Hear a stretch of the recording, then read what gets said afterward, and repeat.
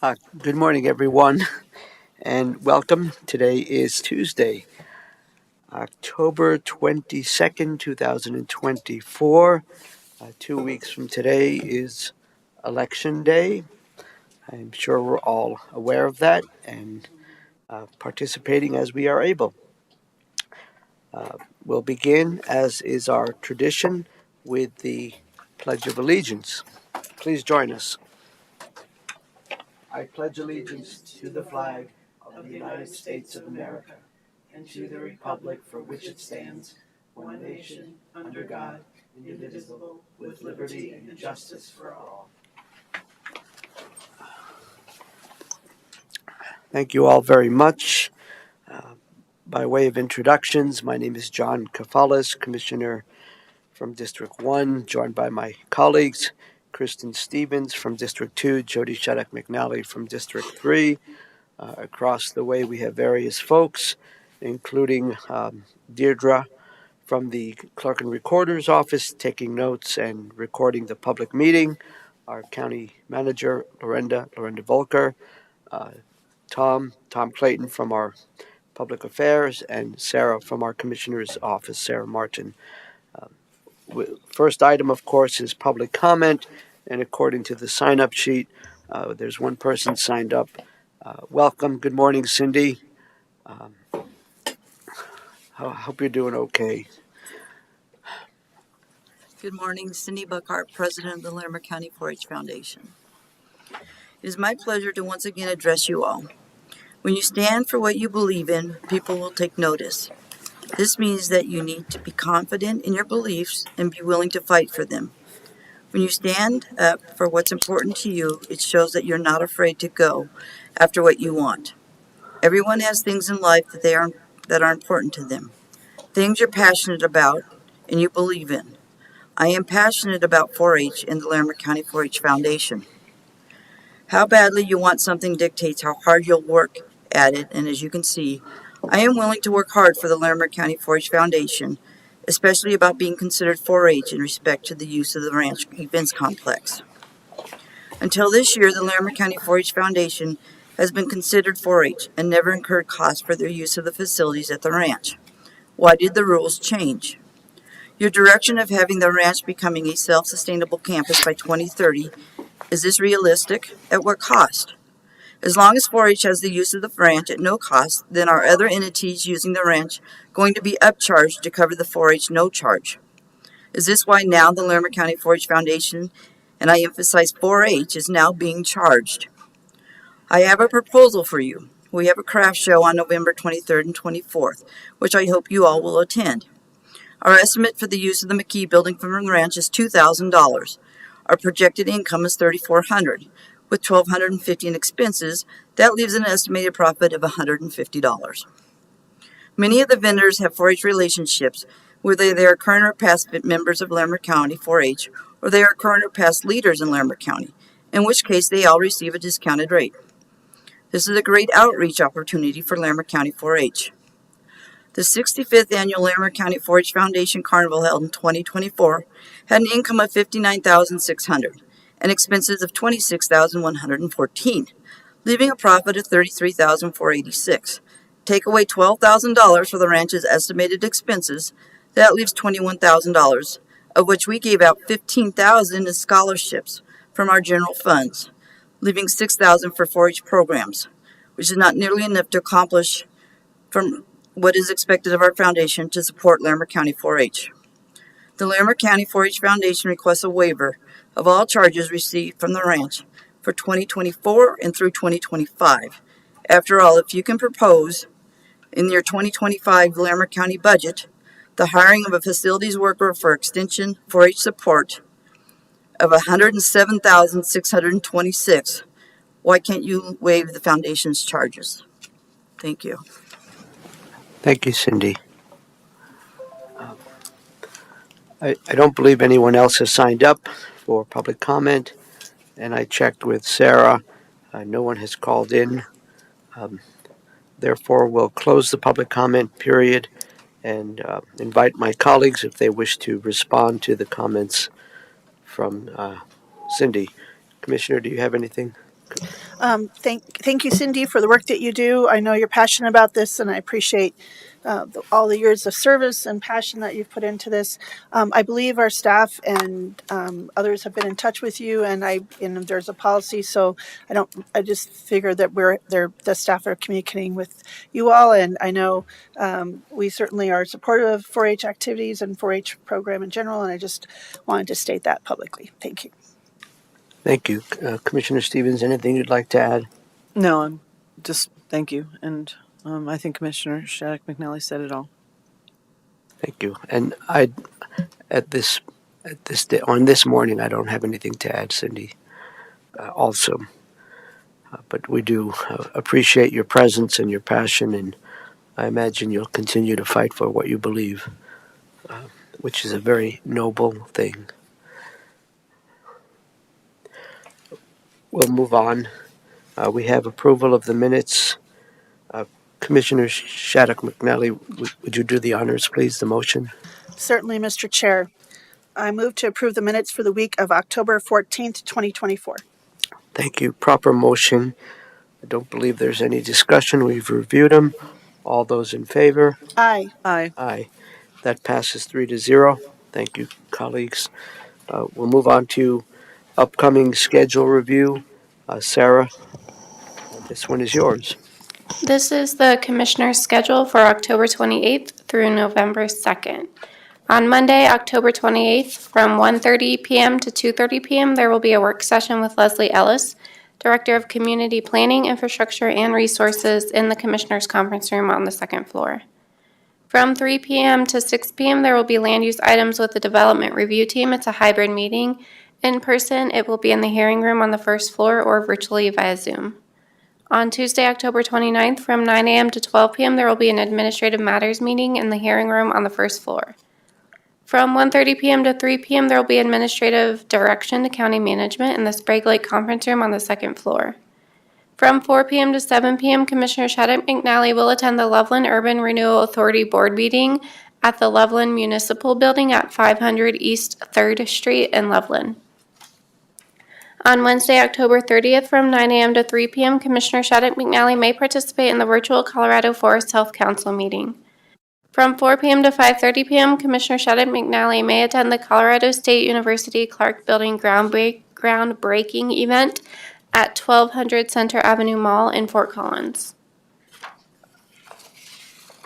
On Thursday, October 31st, from 9:30 a.m. to 10:30 a.m., Commissioner Stevens will speak at the Colorado State University Local Government class at the Glover Building at 451 Isotope Drive in Fort Collins.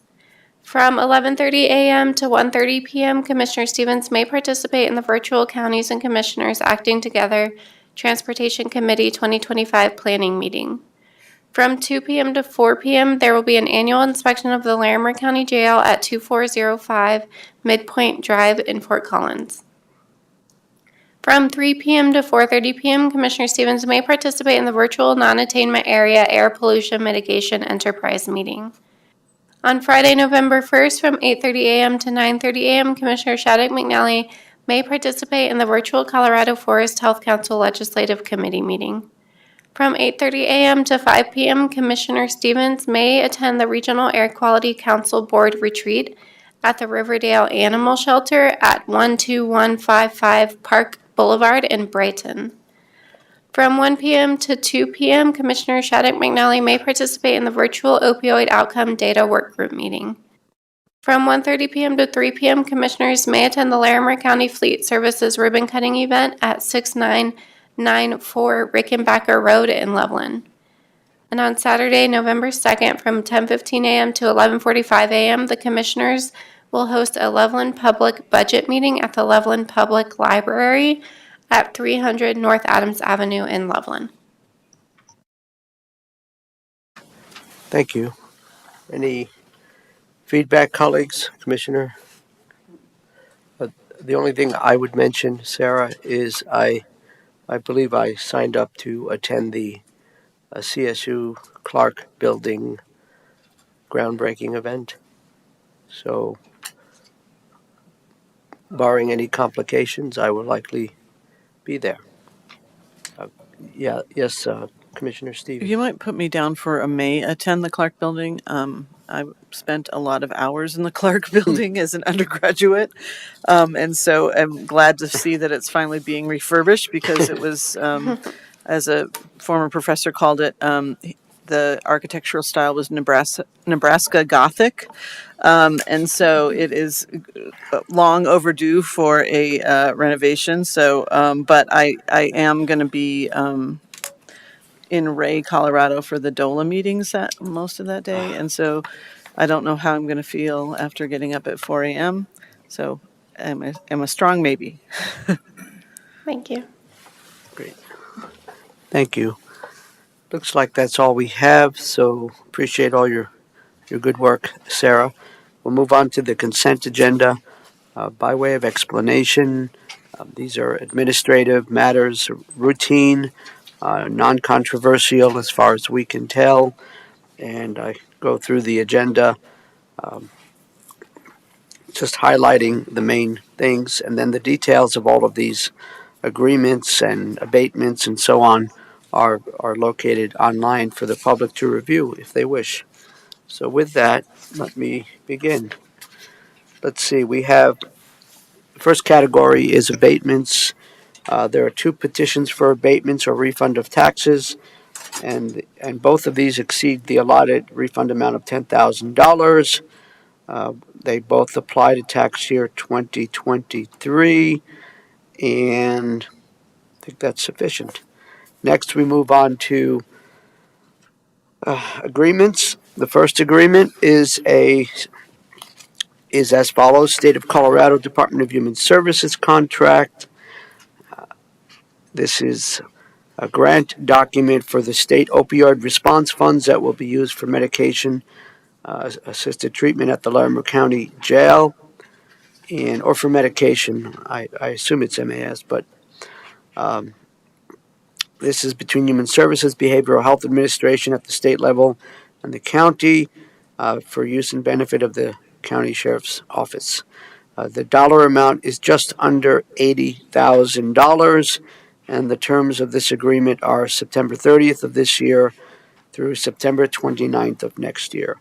Next, we have Gov Prime Intergovernmental Agreement and Human Services Connects Agreement. The purpose of this contract is to set forth the terms and conditions by which the Arapahoe County Board of Commissioners, the contractor, for the purpose of providing and licensing the GovPrime computing platform and the Human Services Connects software applications. The terms of this agreement, January 4th of 2021 through January 3rd of 2025, with 6 optional renewals available. This is between the Arapahoe County Board of Commissioners and the Larimer County Department of Human Services. There is no dollar amount involved in this agreement.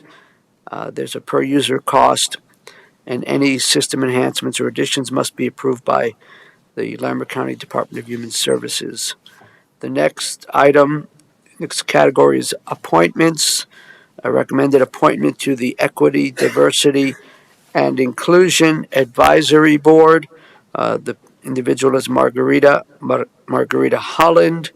This is a midterm appointment for the EDI, Equity, Diversity, Inclusion Advisory Board, beginning today and ending June 30th, 2026.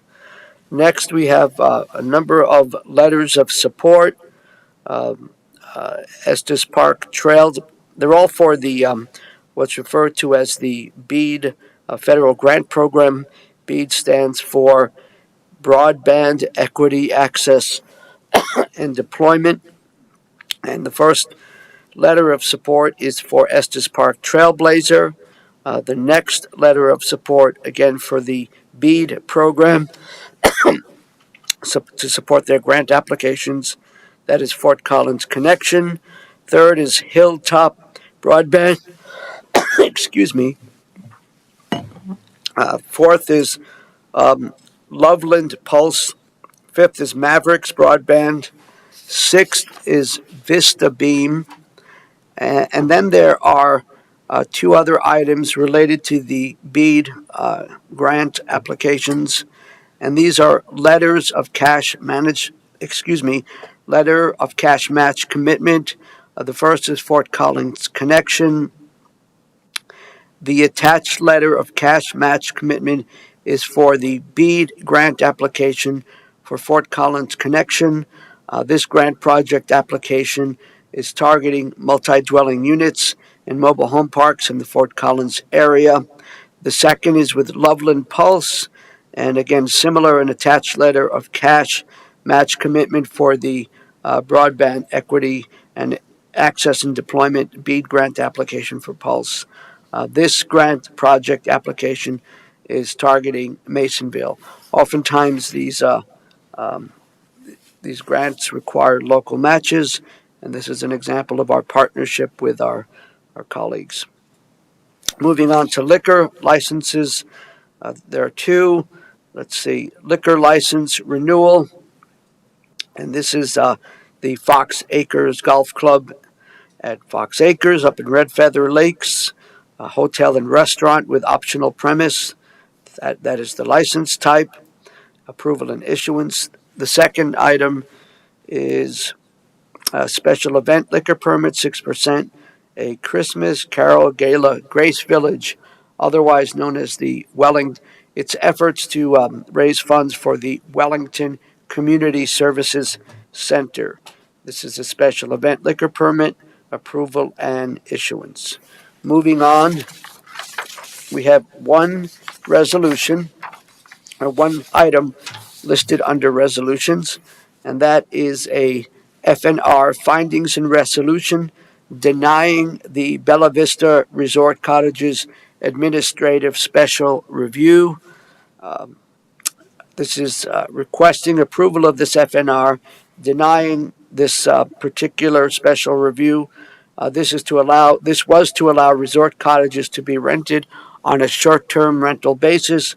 The public hearings for this item took place on September 23rd, 2024. And that is the end of the consent agenda. Colleagues, so I neglected to mention my colleagues can pull something off of the consent agenda. Do either of you wish to do so? Nope.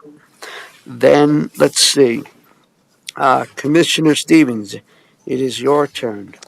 Thank you, Mr. Chair. I move to approve the consent agenda for October 22nd, 2024. Thank you kindly. That's a proper motion. Any further discussion? Seeing none, all those in favor? Aye. Aye. That also passes 3-0. And we do not have any commissioners' guests. And we do not have any discussion items. We might set a record this morning. I bet our deputy will be pleased to be able to move on to other matters. Let's see. Discussion items, none. So we move on to, we move on to county manager update.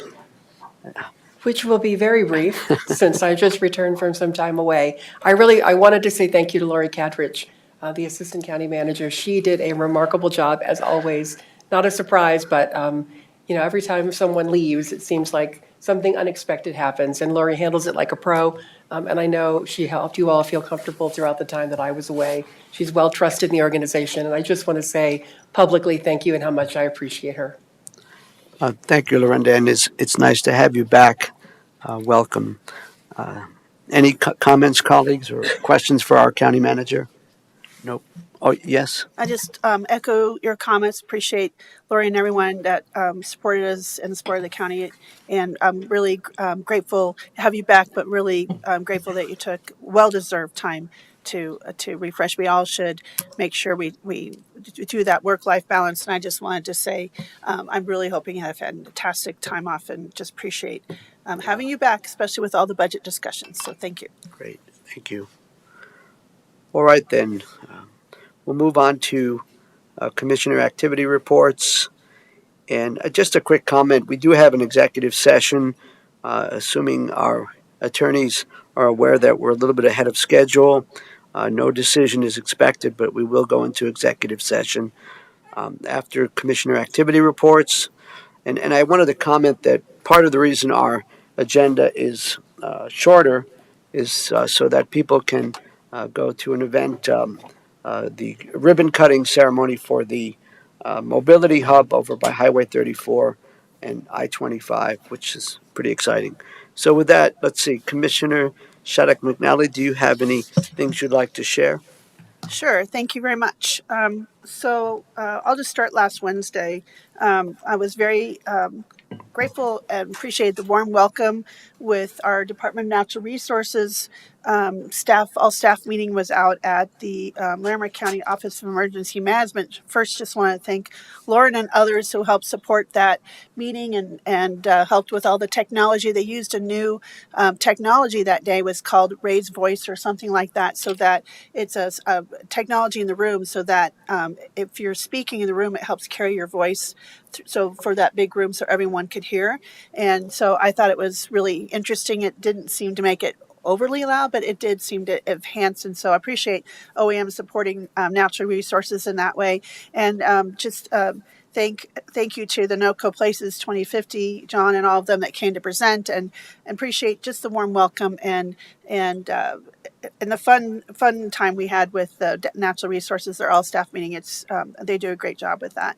I then attended. The governor's appointed me for a second term on the Colorado Forest Health Council, and we have one of our statutorily defined duties on the Forest Health Council for the state of Colorado is to develop a 30-year vision. And so we met with the facilitated development group that was helping us talk about this vision as we worked on this document together. And what was I thought I shared with my colleagues, a very unique thing was the U.S. Forest Service gave a small grant to hire an artist who was part of helping craft the language, but also painted and drew a picture of the words and the strategy bullet points and things, and drew this picture of what this would look like. And at the end, we got to look at that document or that picture of that painting that she did, and I was very impressed. It was really cool to see not only our words and some of the vision that we're going to put out to stakeholders, but also have a visual representation of that. And I thought that was a very unique and fun thing. And I thought, well, that would kind of, we always talk about telling our story, and sometimes people resonate better with a picture telling the story. And so I was very impressed with that. And that was a full meeting. And then I was grateful to have time to meet with Congressman DeGoose and his staff. He was sharing some updates about things from Washington. We met at his office in Fort Collins, and he was very interested in our water master plan and our watershed work. And so grateful to the staff to help me kind of gather that information to give to him. And then went to the CSU Department of Energy Marble Fusion groundbreaking. What a historic opportunity for this new building, the Fusion Laser Center out at the Foothills campus. It was well attended. There was dozens and dozens of people there, electeds, and Congressman Neguse spoke. The CEO of Marble Fusion, some of the cabinet and exec folks with CSU and CSU President Amy Parsons, and also one of the deputies. Directors, or I'm not sure the title, for Department of Energy. And there's going to be, they also shared about $1 billion grant to help with paid internships and other things. It was just really cool. And the students, the CSU students, leadership, and the ambassadors were very welcoming, and it was really a joyful time. And this will help with maybe lots of renewable energy opportunities through fusion and lasers, and that's amazing. And to be at kind of the forefront and be maybe one of the epicenters for the whole country for this kind of research, and this public-private partnership is kind of an example of how it can be done. And so it was really exciting to be there. And then I ran to the health district of Larimer County, their 30th anniversary at their facility, and they made some big announcements of how they're kind of restructuring and doing things maybe a little different starting in 2026. I thought that was really exciting, and to be able to share in that. And then also just thank you to the city of Fort Collins for hosting the regional elected meeting at the Carnegie Creative Center, and that was really well attended. We had a lot of attendance from Estes and Wellington and Timnath and Johnstown, and Bertha did not because they were meeting with the school district that night. So, but it was a really exciting meeting. We had lots of great participation. Thank you to Leslie and Mark for presenting, or Rusty presenting on the our transportation sales tax ballot initiative, and it was great to talk with folks and a lot of great positive networking and great to see everyone. We had our Larimer County Thompson School District City of Loveland liaison meeting on Thursday that morning, and we have breakfast, and it's always a fun time. We that has started just in this during my term. We really worked hard to cultivate that conversation and that partnership, and it was really a really robust and full meeting. We talked a lot about our partnerships and things we're doing together and separately, and we showed the innovation awards showing that the Thompson School District, Larimer County, the Sheriff's Office, the Innovation Award winner of the Youth Crisis Intervention Team, and showed that video and talked about that, and there was a really wonderful discussion to celebrate that. We had our Estes Valley Planning Advisory Committee meeting. We're going to be getting some new members, and just really appreciate that group on Thursday. They're always very involved, very prepared, and just a wonderful group. We had our legislative committee meeting for Fort South Council, and just want to share the city of Colorado Springs can present. And it was quite striking what they have to do to protect their water supply and the forest health and waterfall mitigation. And that was a really powerful conversation. And the data they showed, it was really interesting for me, but also very raises some alarms and alerts for me to kind of think even what we have here. And then we had our standing fire commission, state Colorado Fire Commission and Colorado Forest Health Council subcommittee meeting that I'm a part of, and we're doing a facilitated strategy talking about what we need to do to work together with climate work and wildfire mitigation. And then Friday night was great to be at the climate forum at the United Foothills Unitarian Church.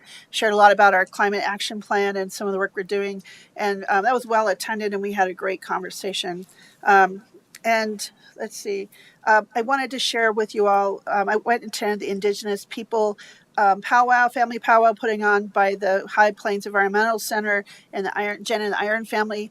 That was really well attended, and it's the Medicine Bow area at the High Plains Environmental Center, which is all indigenous plants. They're planted around this structure that's to show indigenous plants and their use, and they're very native to here. That's a wonderful educational center. If you have not been out there, it's really they welcome it. Jim Tolstrup's a fantastic educator, and the things they have there. But I really had the honor and pleasure of meeting someone who just moved back to Larimer County, the great-great-granddaughter of Black Elk, Jennifer Black Elk, and we had a great conversation with her. She's very interested in our water plan and our forest health work, and so she wants to kind of maybe engage on that and look at that before we finalize that. So I just wanted to share that with my colleagues. She wants to kind of maybe be involved. And then just the local officials day, appreciate all the folks of communities of faith inviting us to support local officials, and then the Fort Collins Media, their 20th anniversary of that community media opportunity, which is, and I didn't know it was in the basement of that Carnegie Center, and that was really kind of fun and to learn about the opportunities, and they would love to partner with us. That's why I want to bring that up, because they would love to put up public service announcements for us or help us spread our information and any press releases and things. And so I wanted to make sure I could kind of connect them with Michelle or the other departments. So maybe the water master plan, open house, things like that. They would love to do little clips. And then also they have a partnership with Pirate Radio, and they're willing to put out those clips through Pirate Radio as well, which is named one of the top, Winoco style, one of the top radio stations for Larimer County. So I wanted to make sure I said that, and in case I forget, but they would love to partner and help us promote some of our for open houses and forums and things like that. So that's all I have. Thank you. Thank you, Commissioner. Commissioner Stevens, anything you'd like to share? Yeah, I'll be brief because we have some other business today, but wanted to thank Department of Natural Resources for the all-staff meeting. I was there for the presentation on Rocky Mountain National Park, time entry, and the history of managing visitors at the park, so that was very interesting. And it was great to see all the staff members there. I also was part of the Urban Land Institute, where we toured the former Albertson site to imagine what could happen in that site. We have that little parcel of land behind there. There's also some Greeley pipeline kind of easements that are by there. So what can be done with this site, which is a very large building that's abandoned and has signs of blight, a very large parking lot, some interesting kind of roadways behind the buildings, and so for about 4 acres, and the community has been involved in imagining the site. But it was great to go out there with people who are architects and developers, and just kind of imagine what might be there. And then that conversation continued at the panel at the Lyric Cinema, where we really kind of contemplated what can be done with infill in kind of these urban spaces that are blighted. So a great conversation. It kind of gets the juices flowing, and it's kind of nice to have those kind of conversations. As Commissioner Shattuck McNally said, we had the regional elected officials night. It was a good turnout. We had staff and people from the chamber presenting our proposed transportation sales tax. Estes Park also led a discussion to talk about their lodging tax and how that's being used. And I think that was pretty informative. We're pretty clued in on that, but all the other communities aren't. So I saw a lot of, kind of light bulbs going off of, this, as people think about ways to fund childcare and housing. I think there was a lot of interest in that conversation that night. We had the Middle Income Housing Authority Board on Friday. We are talking through, how this board is a very new concept to have a middle income housing authority. So the idea is that it is a public-private partnership, but the ownership is retained by the Middle Income Housing Authority, just like our housing authority, Housing Catalyst or Loveland Housing Authority would have ownership of that building, which is not necessarily what all people who are looking for a public-private partnership are looking for. So, we were contemplating other ownership models. I think there can be some other ownership models that include the private sector a little more, but not maybe at the percentage that they are looking for.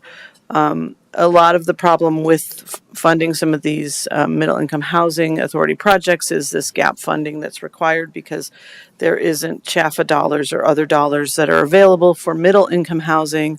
While there's the tax credit and the bonding ability, there's still a significant gap, especially in today's market with the high interest rates. And so really trying to talk through what it looks like to fill in the gap funding and how we could do that. So one of the possibilities is a revolving loan fund that would be funded by the state, although, the state doesn't have a lot of money. But with a revolving loan fund, at least you would be getting these dollars back and being able to reinvest in these properties over and over again. So that is a possibility. There's obviously possibilities of funding from private funders, and grant dollars, less likely. So, we keep talking this through as we're looking to build middle income housing. This is kind of building the plane while flying kind of situation. And so it is a work in progress, but we are hopeful that we will get some of these projects off the ground. And then finally on Saturday, I attended the Center for Family Outreach fundraiser, raised a lot of money for a great cause. And for people who don't know the Center for Family Outreach, they do a lot of great work with young people who are either have mental health issues or addiction issues, and they help those kids get treatment and art therapy and all kinds of wonderful ways that they get kids back on track. And so they've been doing this work for decades, and it was great to raise money for a great nonprofit. And that is all for me. Thank you. Thank you. I'll just state that some of the events that were listed I also attended, and I did attend the Fort Collins Habitat for Humanity Gala, which is at the same time pretty much as the Center for Family Outreach. It was a nice event, and I believe they raised about $142,000, so that helps Habitat. And there was a nice article in the paper today of how Odell Brewing Company donated the land behind their brewery, and it's a great public-private partnership to, I think 30 of those lots are Habitat homes, and the others will be helping to address that missing middle, so attainable housing and so forth. That's all I have. We'll now move on to motion to move us into executive session. As I mentioned earlier, we do not expect a decision. Therefore, we will not be returning. Appreciate everyone's help and support and participation. Commissioner Shattuck McNally, please offer the motion. I move that the Board of County Commissioners of Larimer County move into executive session pursuant to Colorado Revised Statute 24-6-402 4A for the purpose of discussing the potential purchase by Larimer County of an interest in real property. Thank you. Proper motion. Colleagues, any further discussion or any discussion? Seeing none, all in favor? Aye. Aye. Aye. We'll now move into executive session. We will not be returning on air. We wish everyone a good and safe day.